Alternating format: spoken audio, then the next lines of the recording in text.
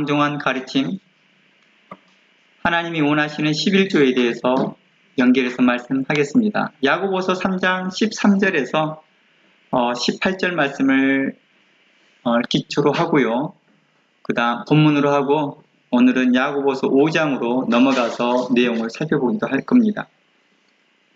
지난주에 우리는 방종한 말을 하는 선생과 목사에 대해서 나누었습니다. 그러면서 11조에 대한 잘못된 해석과 적용을 했던 사례를 우리는 살펴보았습니다. 그 목회자는 확증 편향적인 태도로 성경을 왜곡되게 보고 잘못된 주장을 하게 되었습니다. 확증 편향이란 자신의 주장에 도움이 되는 정보만 선택하는데 그것도 바른 해석과 진실 여부를 떠나서 어떤 것이 맞느냐 틀리냐는 별로 중요하지 않습니다. 그 정보나 성경의 본문을 자신에게 맞는 것을 취하는 것이죠. 자신이 믿고 싶지 않는 정보는 사실 여부와 상관없이 제외하고 자기 중심적 해석적으로 본문을 선택하거나 해석하는 경우를 확증 편향이라고 말합니다. 이런 자기 중심적 해석을 우리는 삼가하라고 우리는 그렇게 배웁니다. 정작 그렇게 가르치는 본인이 자기 스스로가 확증 편향적인 성경을 해석하여서 모든 11조는 목회자의 것이다 라고 주장했던 것입니다. 우리는 11조에 대해 바르게 이해해야 할 것입니다. 우리가 11조가 우리에게 어떤 의미인지 이해하고 헌금하는 것이 우리에게 유익된 것은 바로 하나님을 바르게 섬길 수 있기 때문이라 할 수 있을 것입니다. 예수님의 말씀과 같이 우리의 전통과 유전과 방식으로 하나님의 말씀을 피하는 꼴이 될 수 있기 때문이죠. 그리고 하나님을 헛되이 경배하는 그 결과를 갖게 한다는 것입니다. 하나님의 말씀을 사람의 계명으로 이해하거나 확증 편향적인 방식으로 성경을 해석하여서 자신에게 유익하는, 사람에게만 유익하는, 그리고 특정 사람에게만 유익하는 그러한 것을 성경에서는 배제하고 있다는 것입니다. 자칫 우리의 열심으로 하나님의 말씀을 피하는 어리석은 죄를 범할 수도 있기 때문이죠. 우리는 그러므로 하나님의 말씀을 좀 더 신중하게 살펴보아야 할 것입니다. 우리가 하나님의 말씀을 착하고 간절한 마음으로 신중하게 살펴볼 때 성도로서 우리가 어떻게 성도로서 합당히 살아갈 것인지를 알 수 있기 때문입니다. 오늘날 각자 성도들이 깊이 생각해야 될 것은 바로 성도로서 하나님께 기쁨이 되는 합당한 삶을 살아가는 것입니다. 우리가 매번 깊이 생각해 봐야 될 것들이죠. 오늘은 지난주에 연결해서 하나님이 원하시는 11조, 그것이 무엇이냐에 대해서 살펴볼 겁니다. 야고보서 3장과 함께 야고보서 5장 본문을 기초해서 여러분들과 함께 나눠볼 거예요. 그래서 야고보서 5장 1절에서 5절까지 읽어보겠습니다. 야고보서 5장 1절에서 5절입니다. 들으라 부한자들아, 너희에게 임할 고생으로 말미암아 울고 통곡하리라. 너희 재물은 썩었고 너희 옷은 좀먹었으며 너희의 금과 은은 녹이 슬었으며 이 녹이 너희에게 증거가 되며 불같이 너희의 살을 먹으리라. 너희가 말세의 재물을 쌓았도다.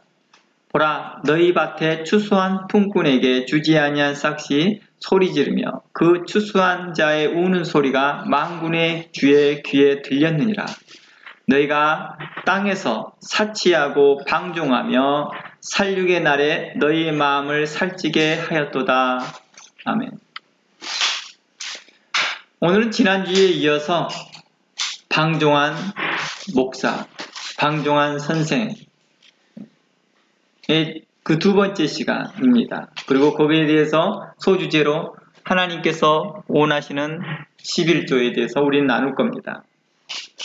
우리가 통상적으로 알고 있는 11조는 소득의 10분의 1을 내는 것을 11조라고 합니다. 지난주에 잠시 언급했듯이 많은 교회에서 11조에 대해 단 한 가지 기능과 효력만 가르치다 보니 11조 하면 곧바로 복을 받는 통로 또는 수단으로 그런 정도로 이해하고 있다는 것입니다. 그렇다 보니 생각보다 많은 성도들이 11조에 대한 의미를 너무 좁게만 이해하고 있습니다. 바로 복을 받기 위한 수단 정도로 말입니다. 그러나 구약 성경에서 11조는 여러 가지 기능이 있다고 말했습니다. 그리고 오늘날에는 그 기능도 이제 그리스도 예수 안에서 제사법과 함께 사라졌거든요.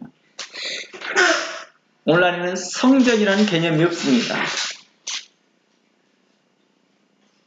성경에서는 우리의 모든 성도를 하나님이 거하신다라고 해서 성전이라고 고린도전서에서는 이야기하고 있습니다. 그러한 관점에서 오늘날은 성전 건축 헌금 이런 의미가 실제로 잘못된 의미가 되겠죠. 정확하게 성전 건축 헌금은 누구에게 사용되어야 되는 것입니까? 성도들에게 사용되어야 되는 거예요. 우리의 성도들을 빌드업 시켜주는 사역에 사용된다라고 봐야 되는 것입니다.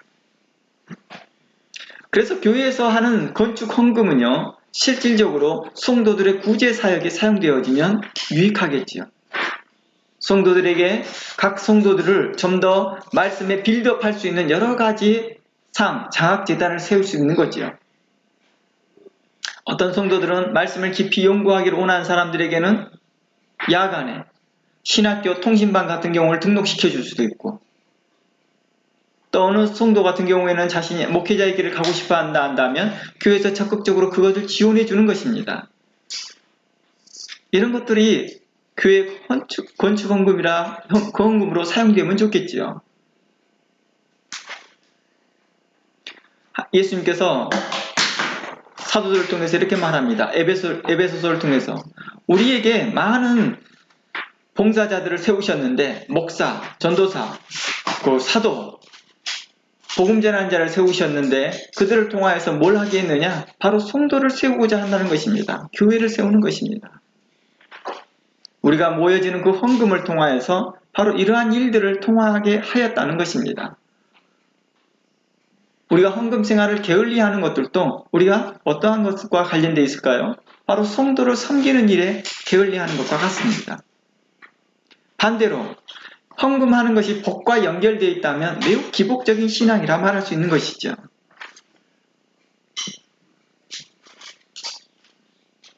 그러므로 11조에 대한 부분들을 우리는 좀 더 이해해야 될 필요성이 있습니다. 구약 성경에서 11조는 우리에게 많은 것들을 설명하고 있습니다. 그것이 그리스도 예수 안에서 이제 재해석되어져서 우리에게 11조에 대한 바른 정신, 바른 개념들을 우리에게 말하려고 하고 있습니다. 그래서 오늘날까지 11조에 대한 정신은 성경을 통하여서 우리에게 전수되고 있다는 것입니다. 우리 성도의 합당한 삶과 깊이 연결되어 있다는 것입니다. 성도로서 어떻게 생활할 것이냐에 대한 것과 연결되어 있다는 것입니다. 그래서 오늘 말씀은 11조를 하지 않는 분들에게 11조의 필요성을 바르게 알게 될 거라는 것입니다. 그리고 반대로 11조를 열심히 하는데 성경과 하나님의 뜻을 제대로 알지 못하는 분들에게는 하나님께서 원하시는 11조가 무엇인지를 여러분과 함께 나누려고 합니다. 오늘의 주제는 마치 11조이지만 실상 이것은 헌금에 관련된 것입니다. 모든 헌금에 관련된 것이겠죠. 그러나 오늘 특정적으로 11조에 관련된 것은 지난주에 연결되어진 방종한 그 가르침과 연결시켜서 나누려고 하는 것입니다. 저는 전도사 시절 때부터 정기적으로 11조를 하였던 것 같습니다. 교회에서 받는 사례비가 많지는 않았지만 그렇다고 부족하지는 않았습니다. 그때 당시 10만 원을 받았던 것으로 기억합니다. 11조와 주정헌금 그리고 감사헌금을 빼고 그리고 매달 조금씩 저축하고 나머지로 우리 생활을 하였던 거죠. 10만 원에서 11조를 합니다. 그리고 거기에서 감사헌금을 따로 뗍니다. 그리고 주정헌금을 따로 빼놓습니다. 4주간이겠죠. 일주일에 얼마씩 하니까 4주간을 해서 미리 떼어놓습니다. 그리고 주일날만 되면 그 떼어놓은 돈을 가지고 주일 헌금을 따로 하는 것이죠. 이렇게 하고 생활을 하고도 좀 남기에 그 생활하고 남은 돈으로 저축을 좀 했습니다. 그러니까 부족하지는 않았던 것 같아요. 물론 당시에 저희 동료들 사이에서는, 신학생들 사이에서는 평균적으로 80 정도를 받고 있는 상태에서 저는 10만 원을 받았던 거라 굉장히 부족한 것처럼 보이지만, 실상 저는 교회 사무실에서 생활했기 때문에 음식값과 주거비는 많이 들지 않았기 때문에 그게 가능했던 것 같습니다. 저는 11조를 할 때 개인적으로 세속적인 복에 관심이 있어서 11조를 하기보다 하나님께 대한 감사함이 앞서서 하게 되었습니다. 물론 많은 성도들이 그렇게 하겠지요. 그리고 저는 특별히 신학생이다 보니 더욱 그랬던 것 같습니다. 그리고 또 한편으로 교회의 전통이며 성도들에게 흠이 되지 않기 위해서 하였던 것 같습니다. 그러니 자연스럽게 성경에서 말하는 참된 복은 우리 주 예수 그리스도로 말미암는 구원과 영생으로 이해하게 되는 거겠죠. 성경에서 바로 복을 뭐라 말했느냐? 영생이라 설명한 곳이 있으니까요. 그래서 자동적으로 11조에 관련돼서 복을 받는다라는 개념을 그리스도 예수 안에서 얻는 영생과 구원으로 이해하게 되는 거겠죠. 이건 자연스럽게 그렇게 이해하게 되어지는 것 같습니다. 그러나 이러한 저의 생각도 매달 수입의 11조를 해야 되는 것에 대한 충분한 대답이 되지 못하더라고요. 만일 예수 그리스도 안에서 우리의 구원의 확신이 있고, 예수 그리스도 안에서 우리가 구원의 확신이 있고 영생이 있다면, 하나님께 함께 하신다는 영생의 복이 있다면 더 이상 우리는 11조를 하는 게 무의미하게 되거든요. 이미 영생을 받았는데요. 이미 그 복을 받았는데요. 우리는 11조를 통해 영생의 복을 받는 것이 아니고 우리는 예수 그리스도로 말미암는 구원을 말하고 있기 때문입니다. 그러므로 일반적으로 11조를 하면 대부분 기억하는 말씀을 이제 살펴보려고 합니다. 저는 그 말씀을 기초로 해서 여러분들에게 11조에 관련된 내용을 좀 더 나눠보려고 합니다. 이러한 바른 이해가 있었을 때 방종한 가르침이 우리를 사로잡지 못할 것입니다. 말라기서 3장을 말씀을 가보겠습니다. 말라기서 3장 10절부터 보겠습니다. 10절인가요? 죄송합니다. 9절 같습니다. 죄송합니다. 9절입니다. 만군의 여호와가 이르노라. 너희의 온전한 11조를 창고에 들여 나의 집에 양식 있게 하고 그것으로 나를 시험하여 내가 하늘문을 열고 너희에게 복을 쌓을 곳이 없도록 붙지 아니하나 보라. 만군의 여호와가 이르노라. 너희의 온전한 11조를 창고에 들여 나의 집에 양식이 있게 하고 그것으로 나를 시험하여 내가 하늘문을 열고 너희에게 복을 쌓을 곳이 없도록 붙지 아니하나 보라 라고 말합니다. 일반적으로 교회에서 이 본문을 인용하여 11조를 성도들에게 많이 독려합니다. 우리가 11조를 해야 됩니다.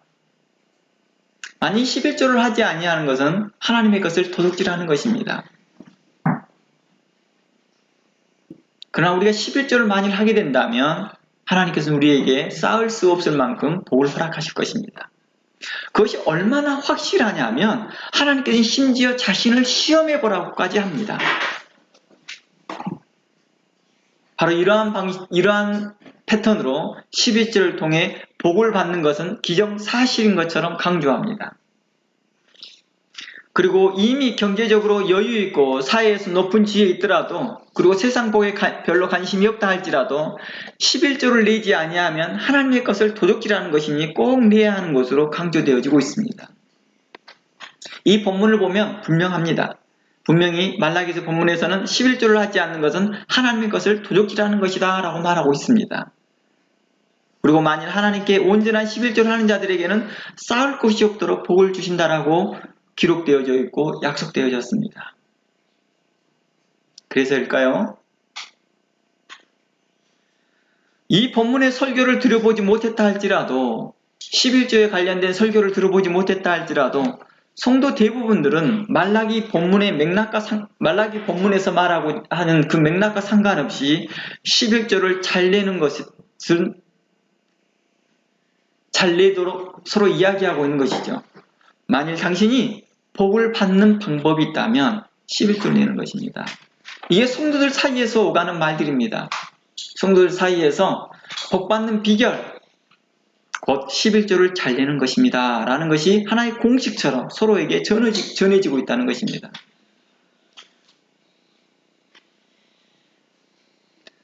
이것이 빠른 속도로 퍼져가고 있죠. 생각보다 제 주변의 사람들도 가까이 있는 사람들도 이러한 말들을 서스럼없이 이렇게 하고 있습니다. 그래서 생각보다 많은 성도들이 교회에서 11조를 하는 것에 대해서 복을 받는 것에 대해서 많이 초점이 있는 것이죠. 그 어떤 분들은 정확히 왜 11조를 하고 있는지를 정확히 모르시는 분도 있습니다. 왜 11조를 하지? 단순하게 복 받는 건가? 그에 대해서 약간 의문점을 가지면서도 정확하게 그 이유를 잘 모릅니다.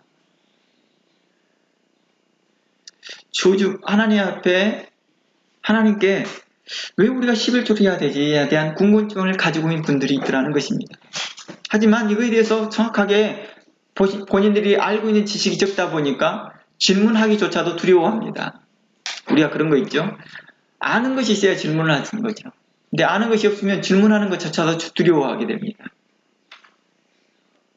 어떤 분들은 오랫동안 내려온 전통적 헌금 방식이기 때문에, 교회에서 오랫동안 내려오는 그 전통적 헌금 방식이기 때문에 자연스럽게 따라 하시는 분들도 있습니다. 그리고 어떤 분들은 주변 사람들이 하는데 자신 반 안 하는 것이 마음의 부담이 되어서 반 억지로 하시는 분들도 있습니다. 그래서 그런 분들은 띄엄띄엄 하시더라고요. 그리고 이 땅에서 자신이 원하는 것을 받기 위해서 11조를 하시는 분들도 있습니다. 일명 기복신앙이라고 합니다. 그래서 어떤 분은 그러더라고요. 제가 어느 만난 분 중에 자기는 11조를 그동안 했다는 것입니다. 그런데 11조를 이제 그만한대요. 왜요? 그만합니까? 라고 물어봤더니 더 이상 자기에게 경제적으로 자신에게 복을 주지 않기 때문에 더 이상 저는 11조를 할 의미가 없습니다. 그래서 저는 하나님께 대하여 실망했습니다. 그래서 저는 더 이상 11조를 하지 않습니다. 라고 합니다. 이 보편적인 이런 기복적인 신앙에서 나타나는 그러한 태도이죠. 이 기복신앙은 성도에게 다양한 형태로 나타납니다. 어떤 분은 자신이 하는 사업이나 일이 잘 되기를 바라서 하는 것입니다. 아까 좀 전에 사안 같은 거죠. 자신이 하는 직장 생활이 잘 되어졌거나 아니면 승진이 잘 되거나 뭐 이런 것들이죠. 아니면 집값이 상승하거나 뭐 기타 등등의 문제를 이야기합니다. 또 어떤 분은 가정과 자녀들이 잘 되기를 바라는 마음에서 11조를 하는 분도 있습니다. 또 어떤 분들은 교회에서 장로나 권사나 집사와 같은 직분을 얻기 위해서 합니다. 그래서 아예 플랜을 짜더라고요. 자기가 장로를 되기 위해서 정기적으로 11조를 하더라고요. 왜냐, 교회에다 그것이 보여져야 되니까요. 하나의 그것도 하나의 뭐가 됩니까? 장로가 되는 어떤 조건이 되어지는가 봅니다. 권사가 되는 조건이 되나 봅니다. 어떤 분은 자신의 직장에서 성공하기를 바라서 등 자신의 유익과 윤택함을 위해서 이렇게 하더라는 것입니다. 11조를. 그러니까 실질적으로 하나님께 11조를 한다라고 말은 하지만은 실질적으로 속으로 바라는 것들은 자신의 유익과 윤택함에서 출발하더라는 것입니다. 저도 어렸을 때부터 지속적으로 11조에 대해서 들어왔던 말씀이 오늘 말라기서의 본문과 본문에서 기초해서 하는 것입니다. 온전한 11조는 복받는 자에 대해서 말씀했던 것이죠. 물론 하나님께 감사하는 마음에서 해야 되는 것을 기초로 말씀합니다. 그러나 실질적으로 교회와 성도들 사이에서는 하나님의 확실한 약속은 11조를 하면 복을 주신다는 것이 더 강조되어 있더라고요. 그렇게 이해되어지고 있더라는 것입니다. 그래서 교회와 성도들 사이에는 복은 경제적으로나 사회적으로 잘 풀리고 자녀들도 잘 되는 것으로 이해되어지고 있습니다. 물론 맞습니다. 복이 그러한 부분도 관여되어 있으니까요. 하나님께서는 이 땅에서도 우리가 잘 되고 번성하기를 바라시는 분이 하나님이십니다. 우리의 바람보다 더 크신 분이 하나님이 우리가 이 땅에서 잘 되어지기를 바라시는 분이라는 것입니다.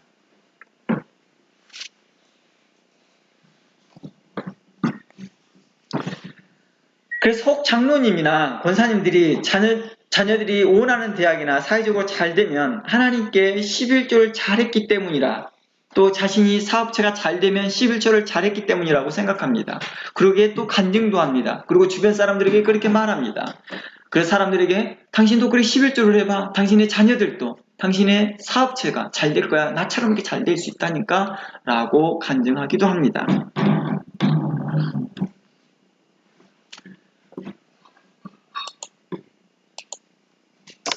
마치 11조를 하나의 투자 개념으로 생각하는 것이죠. 바로 기복신앙에 빠진 사람들 중에서 나타날 말입니다. 오래전에 어느 분은 자신이, 굉장히 오래된 이야기예요. 근데 그분이 이렇게 말하더라고요. 자신은 하나님께 매달 1천만 원씩 11조를 할 수 있도록 은혜를 베풀어 달라고 기도하고 있습니다. 저는 그러한 분을 만나보았습니다. 그러면서 이러한 기도 내용을 담임 목사님 물론 주변 사람들에게 자신의 믿음의 고백처럼 하고 다닌다는 것입니다. 그래서 저에까지 그 믿음의 고백을 했다고 한 거겠죠. 이 말을 들었던 어느 목사님은 그 기도는 참 지혜로운 기도네요 라고 칭찬까지 해주었다라고 하며 굉장히 이렇게 뿌듯해합니다. 자신이 하나님 앞에 지혜로운 기도를 하고 있다라고 생각하는 것이기 때문이죠. 그리고 본인이 하나님 앞에 믿음의 기도, 그런 하나님 앞에 1,000만 원씩 매달 11조 하겠다라고 하는 것은 굉장히 큰 믿음이라는 것입니다. 그래서 저는 그 기도가 지혜로운 기도라기보다 하나님과 사업 파트너 협상 맺는 기도 같다라고 말을 했습니다. 전 그분에게 칭찬하고 격려하기보다 뭐 그런 기도를 하느냐 라는 식으로 책망을 했던 거겠죠. 그리고 하나님은 우리와 그런 사업 파트너, 그리고 어떤 투자적 개념에서 우리는 11조를 하지 않습니다 라고 말했습니다. 하나님은 만물이 주인이 되시는데 왜 그런 돈이 필요할까요? 라고 물어보았죠. 하나님이 돈이 필요한 건 아닙니다. 하나님의 사랑은 꼭 돈으로만 전달되지는 않는다는 것입니다. 하나님의 나라는 돈으로 확장되는 것이 아니라 하나님의 말씀과 그리스도의 복음과 하나님의 거룩한 마음을 가진 자들을 통해서 증거되고 확장되더라는 것입니다. 그것들이 지금까지 그렇게 왔더라는 것입니다. 구약에서부터 신약까지 우리가 성경을 살펴보아도 그렇게 왔습니다. 결국 자신이 매달 1억 원씩 벌어 교회에도 헌금하고 자신 생활에도 여유로워지기를 바랬던 거겠지요. 이러한 기복적인 신앙생활은 열심으로 신앙생활을 하게 하는 원동력은 될 줄 모르나 하나님께서 기뻐하시는, 원하시는 11조와 기도는 아니라는 것입니다. 하나님의 뜻을 알지 못하는 이방인과 같은 기도와 같습니다. 본인은 그의 믿음의 기도라고 생각할지 모르나 하나님의 관점에서는, 또 성경의 관점에서는 그건 이방인의 기도야 라고 말하고 있다는 것입니다. 마태복음 6장에 우리는 잘 알고 있습니다. 32절에 이는 다 이방인들이 구하는 것이라. 너희 천부께서 이 모든 것이 너에게 있어야 될 줄을 아시느니라. 그러므로 너희는 먼저 그의 나라와 그의 의를 구하라. 그리하면 이 모든 것을 너희에게 더하리라 하였던 것입니다. 문제는 그 나라와 의를 모르기에, 그것이 어떤 것인지를 모르기에 구하지는 못하고 있는 것인지도 모릅니다. 여하튼 오늘 초점은 11조에 관련해서 계속해서 이야기해 보겠습니다.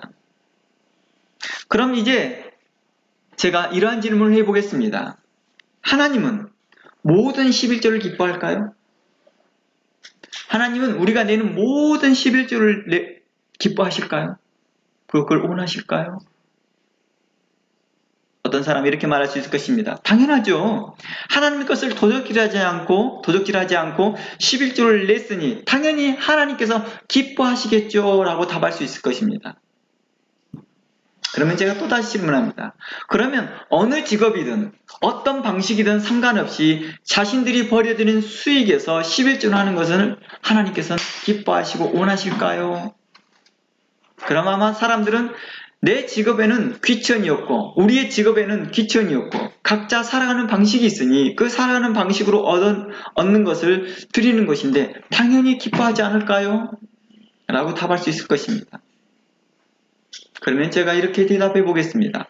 그러면 도박과 로또는 어떻습니까? 도박을 통해서 얻은 수익과 로또를 통해서 얻은 수익을 통해서 11조를 하는 건 어떨까요? 라고 물어봤습니다. 제가 약 10여 년 전에요.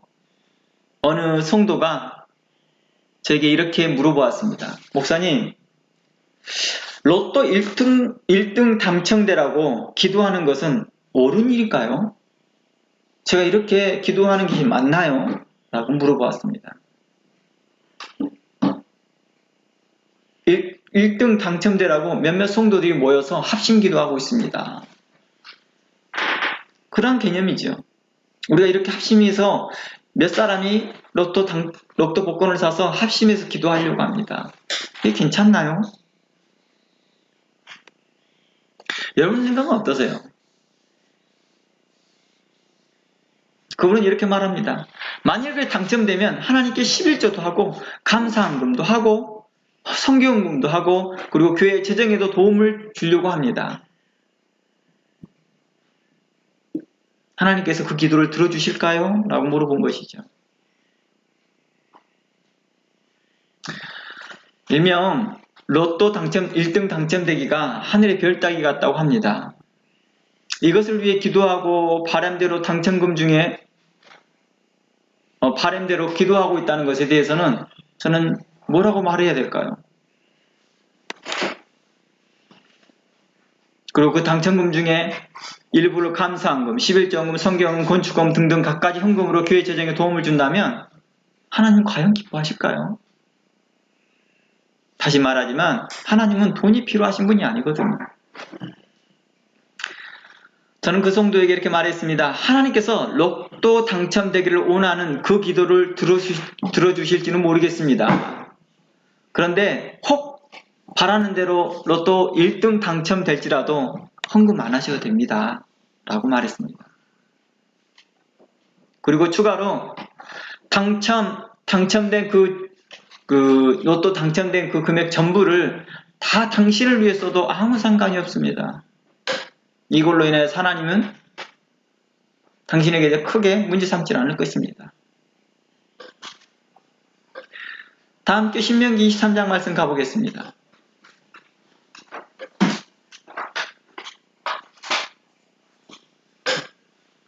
신명기 23장 18절 말씀에 이런 말씀이 있습니다. 창기의 번 돈과 개 같은 자의 소득은 아무 소원하는 일이든지 내 하나님 여호와 전에 가져오지 말라. 이 둘은 다 내 하나님 여호와께 가증한 것이니라. 라고 말합니다. 그분은 그랬습니다. 제가 1등 당첨되면 제가 11조도 하고 감사하고 주정도 하고 교회 재정도 도움이 되겠습니다. 라고 소원하며 기도하면 어떨까요? 라고 했던 거. 작정해서 기도하면 어떨까요? 하나님께 하겠습니다. 라고 약속하고 함께 기도하면 어떨까요? 라고 했던 이 모든 것들이 하나님 기뻐하지 않으신다는 것입니다. 개 같은 자의 소득이 무엇일까요? 성경은 증거하기를 창기는 물론 개 같은 자의 소득은 하나님이 기뻐하지 않으신다고 말합니다.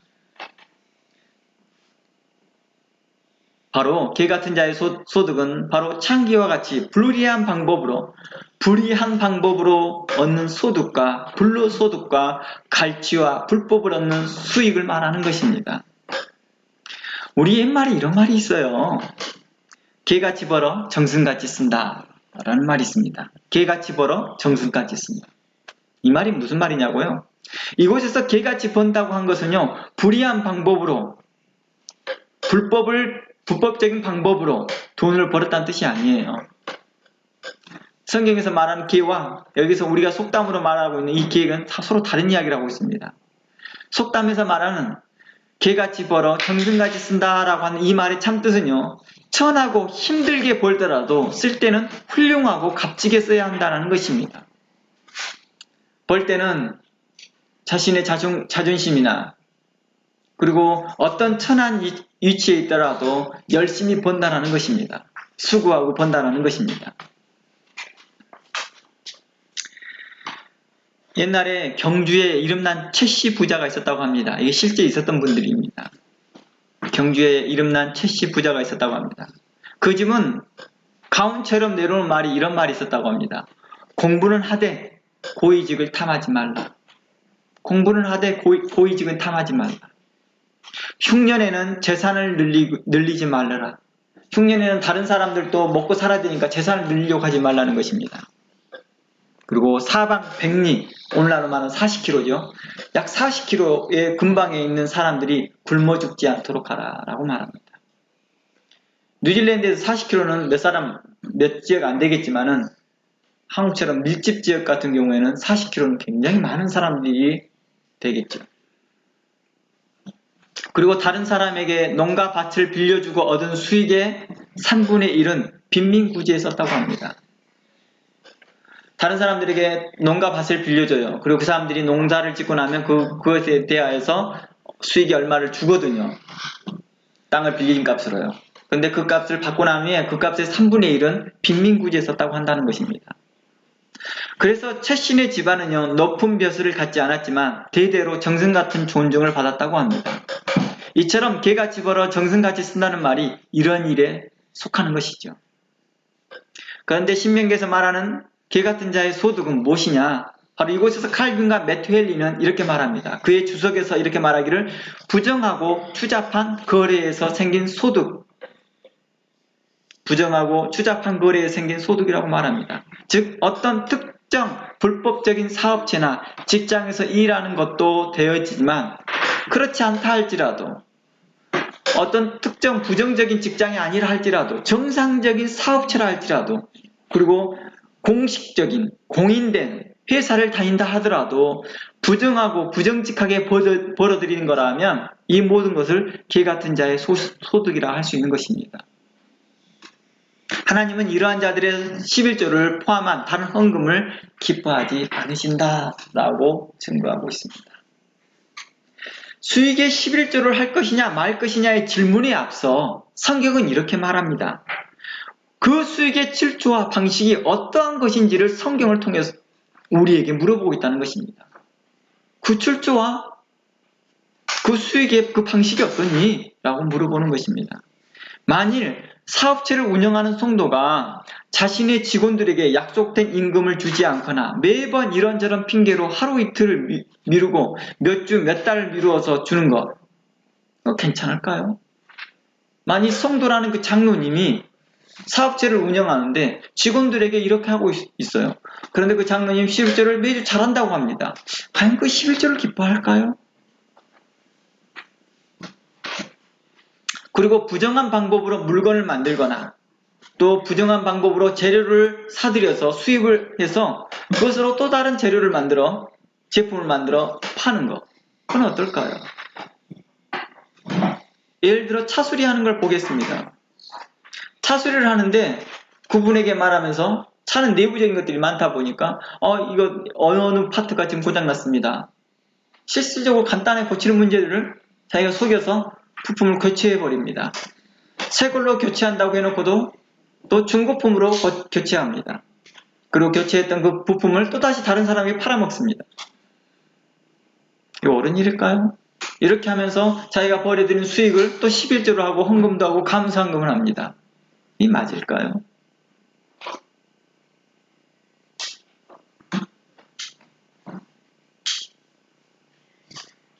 예전에 어느 목사님이 그런 말을 하더라고요. 유명한 목사님이 저는 그 장로가 하나님 앞에 하나님 뜻대로 산다는 것이 정말 마음이 한다고 하는데 나는 그 말을 믿지 못하겠습니다. 그분이 하는 사업체, 그분이 하고 있는 일들이 불법을 저지르고 있으면서도 하나님께 영광, 하나님께 영광. 이 모든 수익이, 이 모든 재정적으로 잘 되고 있는 윤택함이 하나님의 은혜입니다. 라고 말하는 것이 역겨워서 못 듣겠다는 것입니다.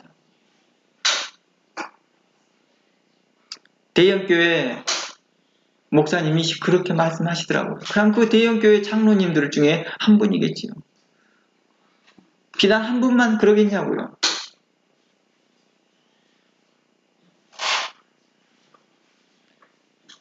오늘 좀 전에 읽었던 말라기서 5장 말씀을 보아도 우리는 그렇게 쉽게 이해할 수 있습니다. 죄송합니다. 야고보서 5장입니다. 야고보서 5장에서 오늘 말했던 부분이 무엇입니까? 들으라 부한 자들아 너희에게 임할 고생으로 말미암아 울고 통곡하리라. 너희 재물은 썩었고 너희 옷은 좀 먹었느니라. 너희의 금과 은은 녹이 슬었느니라. 이 녹이 너희에게 증거되며 불같이 너희에게 살을 먹으리라. 너희가 말세에 재물을 쌓았도다. 이게 재물을 쌓은 게 문제가 아니에요. 재물을 어떤 방식으로 쌓았느냐는 문제가 참고 있는 것입니다. 볼래요? 보라 너희 밭에 추수한 품꾼에게 주지 않은 싹시 소리를 지르며 그 추수한 자의 우는 소리가 만군의 주의 귀에 들린다라고 말합니다. 임금을 제때 주고 있다는 거예요? 임금을 제때 주지 않고 있다는 것입니다. 그 농사 일하는 품꾼들이 여기서 말하는 품꾼들은 어떻게 보면 일일직일 수도 있습니다. 그들은 생계와 직접적인 직접 연결되어 있을 것입니다. 그런데 주지 않습니다. 미룹니다. 하루 이틀 미룹니다. 그들에게는 곤욕이겠지요. 바로 이러한 것들을 하나님이 기뻐하지 않으신다라고 하는 것입니다. 그러한 걸로 인하여서 11조를 낸다? 하나님 과연 기뻐하실까?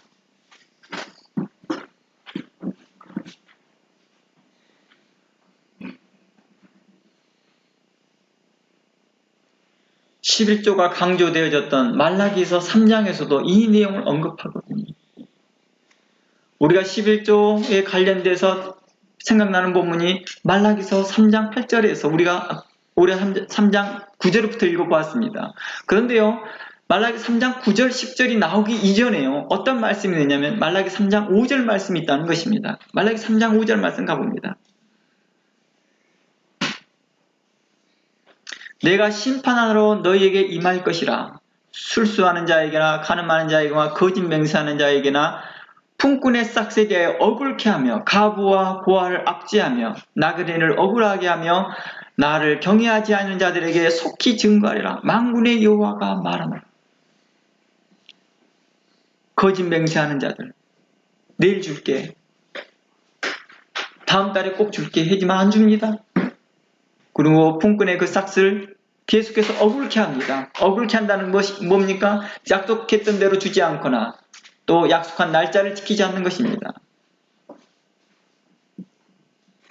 레위기 19장 13절의 말씀 보면 품꾼의 싹에 대해 억울케 하는 것이 무엇인지를 자세하게 설명하고 있습니다.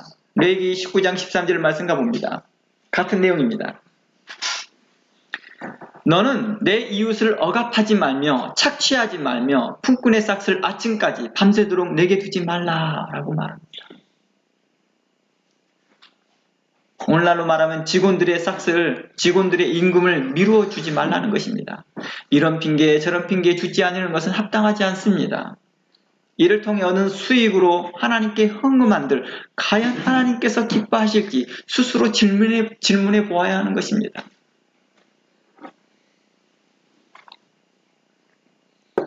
솔직히 직원들은요, 임금 받는 그날을 애타게 기다리게 됩니다.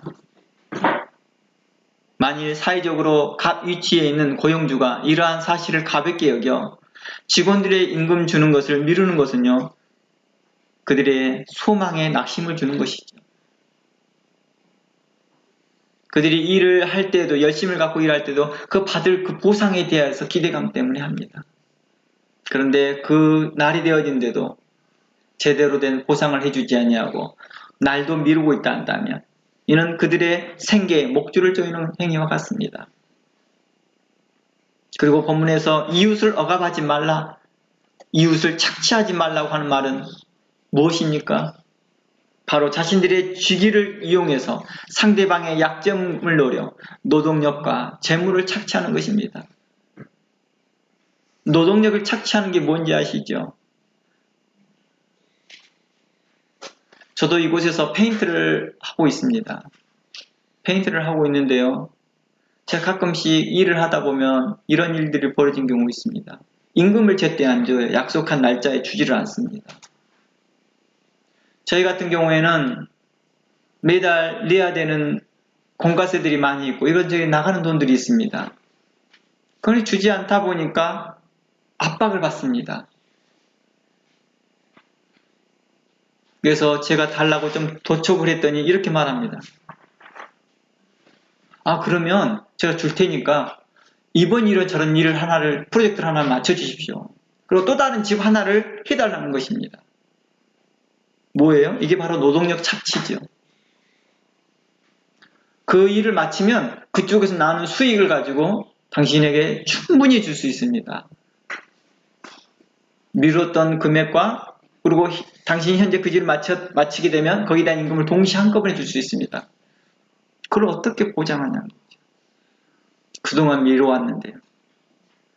바로 이러한 일들이 자주 번번하게 일어나더라는 것입니다. 그러면서 저 교회 다녀요. 저 교회 성도예요. 아유, 목사님이시니까 다 이해해 주시겠죠. 이렇게 합니다.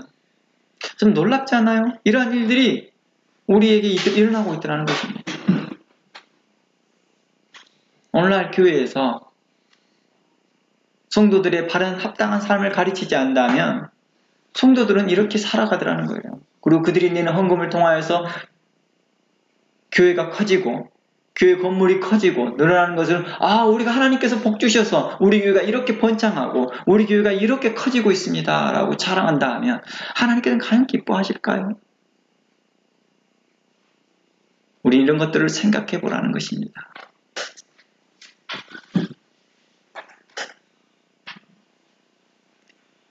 그래서 성경은 이렇게 말합니다. 너희는 믿는 자락에서 함부로 하지 말고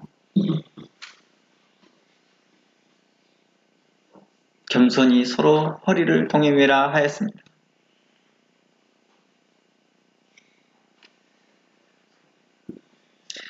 또는 자신의 지위나 권력을 통해 약자들을 억압하고 재물과 노동력을 수탈하고 착취하는 것을 말합니다. 그런 걸 하지 말라. 현재 우리가 야고보서를 통해 강의하고 있는데 이곳에서 우리가 살펴보는 것이 그렇습니다. 5장 4절 야고보서 5장 4절 보라 너희 밭에 추수한 품꾼에게 주지 않은 싹의 소리가 지르며 추수한 자의 우는 소리가 만군의 주의 귀에 들렸다라고 말하는 것입니다. 여러 가지 핑계로 속여서 직원들에게 임금을 주지 아니하는 것은 직원들을 억압하는 것이요 착취하는 거라는 것입니다. 단순히 돈만 착취하는 것이 아니라 그 직원의 노동력과 수고를 착취하는 것이죠. 그들의 소망을 착취하는 것이며 그 직원의 가정을 더 궁핍하게 만드는 거라는 것입니다. 이는 직원의 임금과 노동력과 소망과 기쁨을 함께 도둑질하는 사람이라는 것입니다. 뭐 하는 거라고요? 그는 직원들의 임금과 노동력과 소망과 기쁨을 도둑질하는 사람이다. 그래서 어떤 사람이 만일 11조를 하지 않는 것이 하나님의 것을 도둑질하는 것이기 때문이다 라고 하면서 만약에 이러한 수탈 행위를 하고 있다 한다면 그는 하나님이 원하시는 방법이 아니라는 거죠. 그는 이미 11조를 내고 있다 할지라도 그 수익의 11조를 내고 있다 할지라도 이미 그는 하나님의 것을 도둑질하는 자입니다. 하나님이 원하시는 방식으로 수익을 얻지 못하고 있는 것을 하나님이 원하시는 방식으로 하는 그 방식으로 수익을 얻어내지 못하고 불법과 불의한 방법으로 수익을 내어서 그걸 가지고 11조를 하고 있다 한다면 이는 그것은 곧 벌써부터 하나님의 것을 도둑질하고 있다는 것입니다. 도둑질 당한 그들의 외침과 탄식과 어려움이 바로 싹의 소리로 지르며 추수한 자의 우는 소리로 하나님께 들리기 때문에 하나님은 그 소리를 듣고 하나님의 것을 도둑질을 해서 번 돈으로 11조 한다고 하는 외식하는 자들을 심판하실 거라는 것입니다. 저 11조 했습니다. 저는 하나님의 것을 도둑질하지 않았습니다. 라고 말하나 그들의 외식을 심판하실 거라는 것입니다. 다시 한번 강조하지만 11조는 성도의 합당한 삶과 연결되어 있습니다. 어떤 삶을 살 것입니다.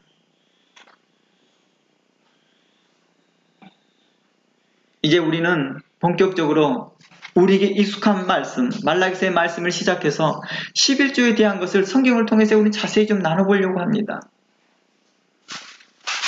말라기 3장을 시작해서 11조에 대해서 우리는 좀 더 구체적으로 이야기해 보려고 그래요. 과연 말라기 3장에서 말하고 있는 그 11조를 뭘 의미하고 있는 거냐? 뭘 도둑질하지 말라고 했던 것이냐? 그리고 그다음 사안과 배경도 좀 알아보고 싶습니다. 그리고 구약 전체에서 10조의 기능이 무엇인지를 알고 싶다는 것입니다.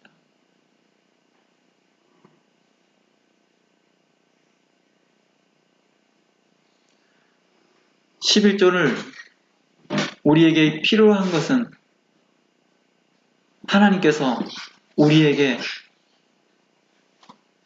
돈이 정말 필요해서도 아니고 하나님께서 정말 돈이 필요해서가 아니라 이 11조 통해서 하나님의 나라가 확장되기를 바라는 마음이었던 것입니다.